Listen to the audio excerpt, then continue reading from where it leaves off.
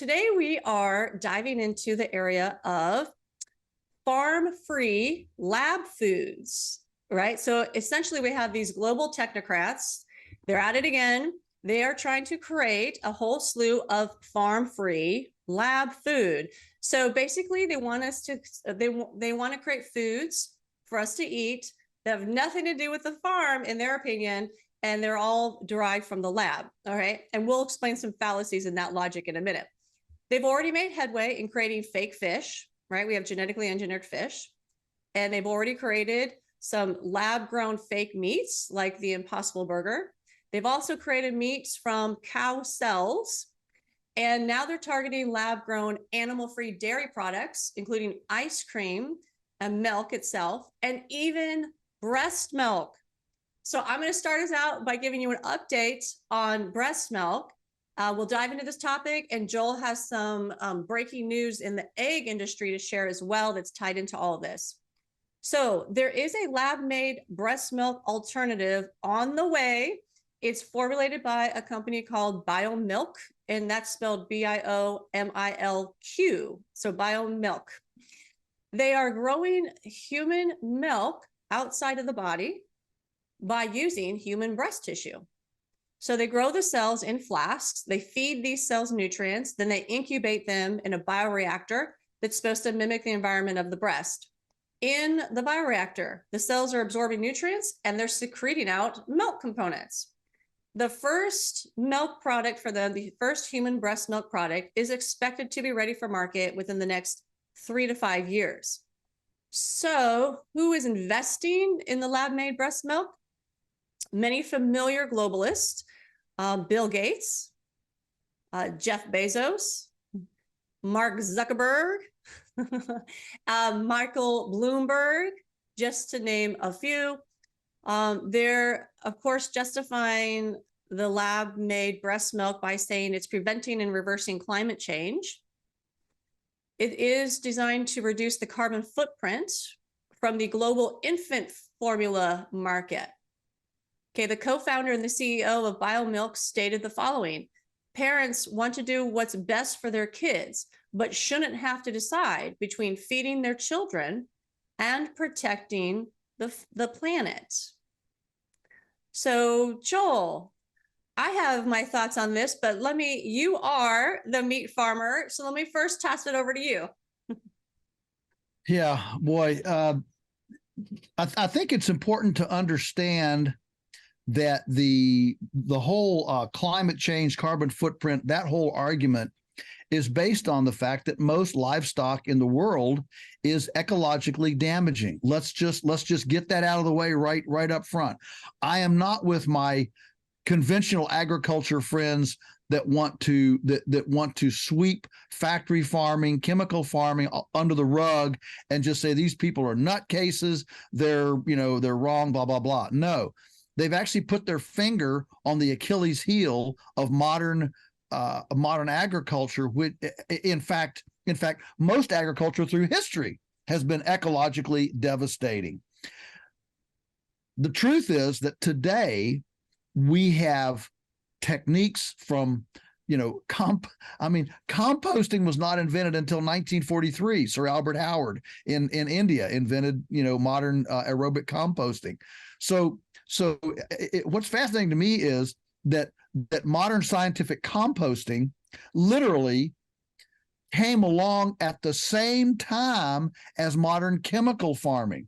We could argue there's a few years difference, but the enabling, all of the enabling and the science and the intellectual capacity to do I'm just going to say compost-driven agriculture as opposed to a chemical-driven agriculture are about the same age. They're about the same age. So I think that's just important to keep in mind, that the historical record is not good when it comes to agriculture. Long before chemicals, people didn't understand, the decomposition process, the ecology, and all that. So these folks that are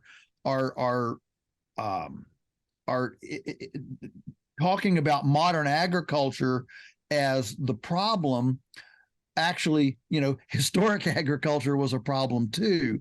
And the fact is that we have, just like we have completely opposing views of healing the human body, we have completely opposing views now of how to heal the planetary body, whether we go chemical based or whether we go, compost carbon based. And so the whole rationale, the whole justification for all of this, climate change, carbon footprint, is not necessary if you have an agriculture that increases hydration, that builds soil, that builds more biomass and carbon within the ecosystem. And today, fortunately, we have the best techniques and the best capacity. We've never had the capacity to do that before on such a grand scale as we have today. So that's the first thing to understand. So the rationale is unnecessary and even militates against good stewardship, in the get-go. Now, I think it's important to understand too that there are two processes right now. Sina, you mentioned Impossible Burger, which is not a lab. It is a concocted fake meat, but it's concocted from non-animal components. Beet juice to look like blood, and soybeans to create the proteins.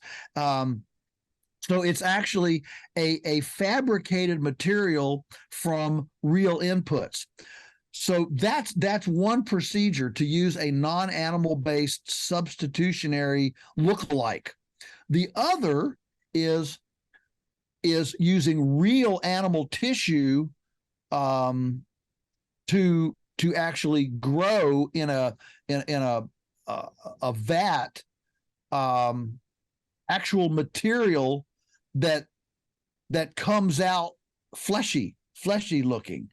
Now, Sina, I'm going to let you dig into that a little bit more. But before you do, I want to point out that both of these procedures, unlike what the proponents say, they show their pretty pictures of this stuff, they never show the inputs. And the biggest lie in the entire fake meat, fake milk messaging is that somehow this just appears like ex nihilo, out of nothing. That we took this little cell from a cow and we put it in this vat, and goodness, we've got 20,000 pounds of cow, coming out the end. It looks like the original cow, right? That's the vision they want you to take away. Yes, it looks like a steak, Yeah. But actually, all of these things require the feedstock. You've got to feed this engine. You've got to feed the lab process. You've got to feed the laboratory. So there are train car loads. What I'm getting at is there are train car loads of stuff. So, Sina, I appreciate you using the word farm free, but it's not agriculture free. It's not crop free. It is ultimately turning farms into raw ingredient inputs